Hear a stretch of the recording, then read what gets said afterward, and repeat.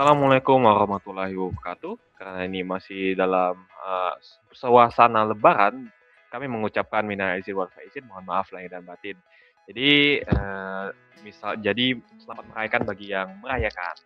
Nah, kali ini kami akan mempresentasikan, sebuah tugas, yaitu teori komputer grafis mengenai konsep seni komputer atau computer arts. Pada kali ini judul presentasi kami yaitu Dari Kanvas Menuju Pixel, Evolusi Ruang Kerja Digital Manusia, yaitu menjelaskan sejarah, bentuknya, dan masa depan dari komputer arts itu sendiri. Nah, mari kita ke next slide. Baik, definisi utamanya yaitu seni komputer merupakan pemanfaatan teknologi grafis komputer sebagai media utama menciptakan karya seni. Di sini lebih penting di bagian mediumnya. Seni komputer menggunakan medium komputer, HP, ataupun benda-benda digital lainnya, itu bisa disebut seni komputer. Sistem kerjanya yaitu menggunakan sintesis visual dari input manusia itu sendiri, misalnya mouse, layar sentuh, dan lain-lainnya di dalam sebuah lingkungan digital seperti software dan aplikasi. Dimensi karya bisa grafik 2 dimensi, 3 dimensi, ataupun pengolahan citra digital kompleks seperti AR ataupun virtual reality. Dan spektrum peluangannya bisa seni murni, lukisan abstrak, ilustrasi, kartun, sebuah game, ataupun dan lain-lain, yang kartun, logo interior, dan lain-lainnya sebagainya. Nah, next slide. Di sini sangat penting dijelaskan mengenai sejarah seni komputer itu sendiri. Ini tidak cuma apakah komputer semakin cepat sepanjang waktu, tapi bagaimana banyak seniman dan insinyur bekerja sama menciptakan perhitungan matematis yang kaku menjadi media artistik yang bisa digunakan oleh manusia. Di sini ada 5 poin penting dalam sejarahnya dari 1960 hingga 2010 dan sekarang. Selanjutnya. Nah, di tahap pertama, di sini tahun 1960 dan 1970-an, yaitu bagaimana mengubah matematika menjadi sebuah pixel pada layar. Jadi kita ketahui pada tahun 1960-an komputer masih sangat lambat dan baru ditemukan sebuah monitor yaitu CRT. Jadi ada seorang namanya Ivan Sutherland dari Massachusetts Institute Teknologi Amerika membuat sebuah aplikasi sketchpad menggunakan pena cahaya dipancarkan ke monitornya untuk menyimpan koordinat-koordinat pancaran tersebut menjadi sebuah file yang dapat direplikasi pada monitor lain sehingga menciptakan GUI pertama yang baru. Dan yang kedua itu Canvas Raster, seperti aplikasi pen yang pertama kali dibuatlah pasti di dunia oleh Richard Shub yang bisa menggunakan mouse ataupun hal lainnya melukis di sebuah layar. Di sini mendukung 16,7 juta warna, seperti fitur sederhana seperti kuas ataupun pengisian otomatis. Baiklah, selanjutnya bisa dilanjutkan oleh teman saya. Oke, baik. Jadi pada era 1980-an, ini bisa dibilang sebagai tahunnya era demokratisasi. Kenapa? Karena pada tahun ini, banyak sekali inovasi-inovasi software yang dirilis oleh berbagai sumber. Nah, yang pertama ini ada Apple. Jadi, Apple itu merilis Macintosh dengan Mac Pen-nya yang memperkenalkan alat yang sering kita pakai sampai sekarang, yaitu ada lasso, ada pen bucket, ada eraser. Nah, di sisi lain, Adobe Illustrator juga lahir pada tahun 1987 yang membawakan teknologi kurva Bezier yang merevolusi pembuatan logo. Karena gambarnya itu bisa diperbesar tanpa pecah sekalipun. Next slide. Nah, pada bagian ini bisa dikatakan terjadi era transisi dari 80 ke 90-an yang awalnya itu untuk membuat sebuah seni komputer harus menggunakan mouse. Pada tahun 90-an itu mulai muncul yang namanya stylus pen yang dirilis oleh stylus Wacom. Jadi teknologi Wacom ini memperkenalkan yang namanya konsep pressure sensitivity, sehingga semakin keras kita menekan stylus pennya, maka semakin tebal garisnya, persis seperti alat lukis organik. Nah, next slide. Baik, pada tahun 90-an itu bisa dibilang sebagai era penyempurnaan lah. Jadi Adobe itu merilis versi Photoshop 1.0 yang hadir membawakan fitur layer atau lapisan. Fitur ini cukup krusial karena seniman itu tidak perlu lagi takut untuk merusak kanvasnya secara permanen. Para seniman ini bisa menggambar sketsa di satu lapis dan mewarnainya di lapis yang lainnya sehingga tidak merusak layer-layer atau lapisan-lapisan yang lainnya. Kurang lebih seperti itu. Nah, pada era selanjutnya akan dijelaskan oleh rekan saya, dipersilahkan. Oke, terima kasih Radit. Nah, sekarang kita masuk ke era tahun 2000-an, di mana di sini kita sudah sebelumnya kan itu bicarakan tentang gambar secara 2 dimensi gitu. Nah, bagaimana kalau 3 dimensi? Nah, di sini pada era ini dicetuskan suatu aplikasi namanya ZBrush, di mana ZBrush ini memungkinkan user untuk memanipulasi suatu objek 3 dimensi. Nah, objek ini berupa poligon atau shape planar 2 dimensi yang ada elemen 3 dimensi, di mana ini secara singkatnya sih yang mengimplementasikan matematika yang cukup rumit seperti matriks begitu. Nah, di sini user bisa memanipulasi objek demikian untuk membentuk suatu objek seperti misalnya kaleng atau mungkin orang seperti itu. Nah, kemudian tidak hanya itu, tapi di sisi 2 dimensi kita mengalami iterasi yang mungkin sudah dirasakan pada saat ini, yaitu salah satu contohnya adalah Wacom Cintiq, di mana ini adalah gambar tablet, di mana pada era sebelumnya itu masih menggunakan semacam papan yang tidak ada layarnya begitu untuk menggambar dengan stylus. Sekarang kita menggunakan teknologi touchscreen seperti era smartphone yang berkembang pada tahun 2000-an begitu, di mana pennya bisa berinteraksi secara langsung pada layar, sehingga memungkinkan experience menggambar yang lebih natural bagi usernya gitu, seperti kertas dan pensil seperti itu. Oke, next.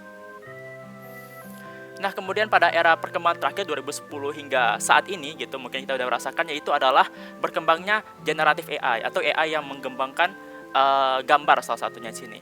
Nah, topik ini sedikit kontroversial untuk bicara, tapi secara singkatnya cara kerjanya itu, jadi user itu bisa diberikan suatu kolom untuk menuliskan prompt, menuliskan kalimat untuk menggambar misalkan kucing, menggambarkan kucing dengan fitur warna bulu hitam putih begitu.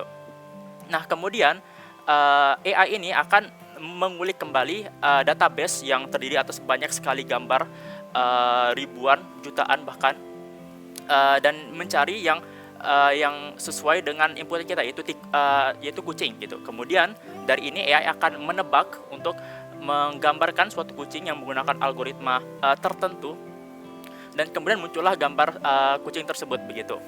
Nah, di sini kemudian user akan diberikan semacam feedback untuk memberikan masukan apakah sudah sesuai dengan apa yang dimintanya atau tidak begitu. Kemudian dari feedback itu AI akan melatih dirinya kembali untuk lebih akurat dan lebih tepat sesuai dengan apa yang maunya user gitu. Oke, gitu untuk AI generatif. Mungkin boleh next lagi. Nah, begitulah untuk perkembangan dari computer art pada era-eranya secara sejarah. Kemudian kita akan bicarakan tentang cakupan karyanya atau use case dari computer art begitu. Sini kami kelompokkan ada 5. Nah, yang kedua pertama ini abstrak digital dan cartoon portrait ini agak sejenis, di mana ini adalah pengekspresian diri. Jadi orang-orang yang menggunakan tools computer art ini cukup sering menggunakannya untuk gambar-gambar seperti portrait ataupun digital art yang abstrak begitu. Kemudian berikutnya ada identitas visual. Ini maksudnya nih mungkin kayak logo-logo gitu, di mana logo-logonya ada kayak filosofi, kayak warna-warna yang dipakai ataupun maskot yang digunakannya begitu. Nah, untuk berikutnya ini adalah tata letak cetak. Ini mungkin gambar yang lebih lebih proper lagi, di mana ini bisa digunakan pada kayak tampilan website misalnya, ataupun tampilan iklan yang kita lihat di sosial media, ataupun poster digital yang dibuat biasanya mungkin menggunakan Canva atau Photoshop begitu. Dan terakhir ini adalah desain ruang, di mana di sini user akan menggunakan simulasi 3 dimensi untuk memodel suatu interior misalnya, ataupun suatu bangunan secara 3 dimensi begitu. Oke, begitu untuk cakupan karya. Mungkin lebih detailnya akan dilanjutkan oleh teman saya Lutfi. Baiklah, terima kasih Darin atas penjelasannya tentang cakupan karyanya. Saya akan menjelaskan tentang ruang praktik dari computer art ini. Yang pertama itu ada di kartun dan manipulasi foto. Seni komputer yang paling sering kita ketemukan adalah di kartun ataupun potret. Komputer ini menggantikan peran kanvas dan juga kuas konvensional. Biasa komputer digunakan untuk animasi komunikatif, potret berdetail tinggi, serta teknik manipulasi foto yaitu compositing, retouching, ataupun efek visual yang menciptakan gambar baru yang lebih artistik, ataupun ada ilusi visual yang digunakan untuk periklanan, dan juga industri kreatif. Lalu ada pembuatan logo. Pembuatan logo ini lebih dari sekedar menggambar simbol. Ini adalah terjemahan konseptual dari filosofi dan target audiens ke dalam bentuk geometris, warna, dan tipografi yang fleksibel untuk berbagai media cetak ataupun digital. Next, ada lukisan abstrak digital. Pada lukisan abstrak digital ini fokusnya pada komposisi warna dan tekstur menggunakan digital brush, blending, ataupun mode, hingga bantuan AI generatif seperti zaman sekarang ini untuk mengeksplorasi pola-pola baru yang tak terduga. Lalu ada di layout media cetak, peran komputer art di sini adalah pengaturan elemen visual untuk efektivitas informasi pada media cetak, yaitu mengatur tipografi, hierarki, dan warna dengan presisi tinggi yang biasa menggunakan software seperti Adobe InDesign untuk menciptakan alur baca yang fungsional dan estetis. Lalu yang terakhir ada ruang praktik untuk membangun dimensi tata ruang, desain interior dan eksterior, di mana ini memodelkan 3 dimensi dari suatu ruangan.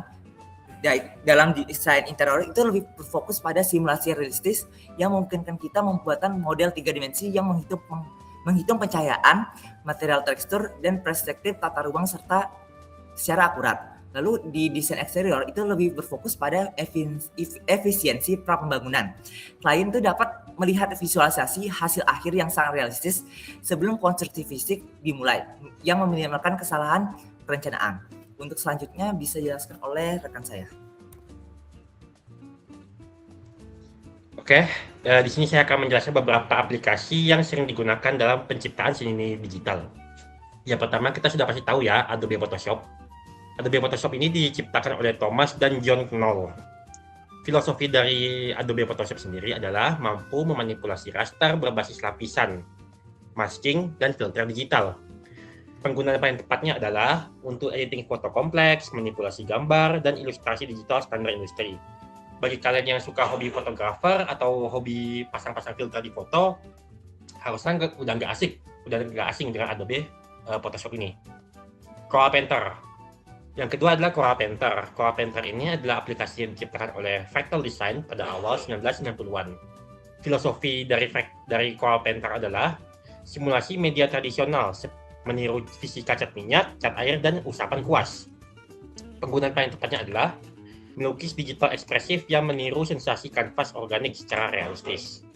Jadi kalau misalnya kalian hobi menggambar lukisan minyak, lukisan cat air seperti lukisan zaman dulu pada zaman Renaissance, tapi kalian ingin belajar seni digital juga, bisa menggunakan Corel Painter ini.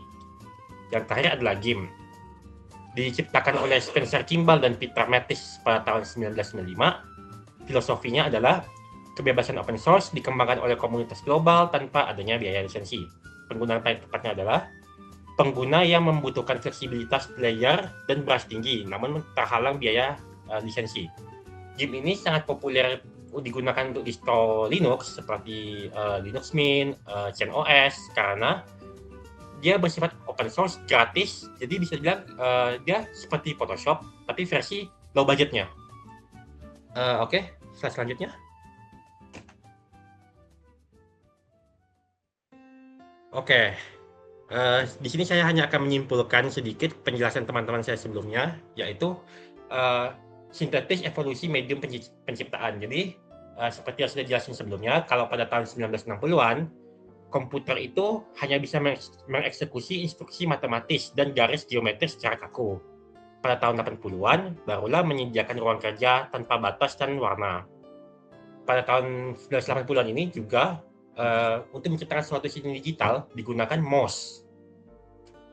Pada tahun 2000-an, barulah alat-alat penciptaan seni organik seperti stylus atau sentuhan jari itu mulai diciptakan. Di sini kita tidak lagi menggunakan mouse untuk menggambar, namun bisa merespon dengan sentuhan fisik via tadi stylus atau sentuhan tangan. Pada tahun 2020-an saat LLM mulai berkembang, kini artis-artis tidak perlu lagi menggambar secara manual, namun cukup mengetikkan prompt gambar apa atau video apa yang mereka inginkan, nanti bisa digenerate secara langsung oleh AI. Misalnya kita mengetik, gambarkan saya burung berwarna biru. Nanti AI akan mengenerate gambar tersebut secara otomatis, tidak perlu gambar manual. Alat telah berubah dari kartu punch ke stylus hingga ke prompt text. Namun, dorongan utamanya tetap sama, keinginan abadi manusia untuk menjadikan yang tak terlihat menjadi terlihat. Oke, mungkin sekian aja presentasi kami. Jika ada salah kata mohon dimaafkan. Jika ada yang ingin kalian tanyakan mengenai presentasi kami, silakan tuliskan di kolom komentar di bawah. Akhir kata wabillahi taufiq wal hidayah. Wassalamualaikum warahmatullahi wabarakatuh.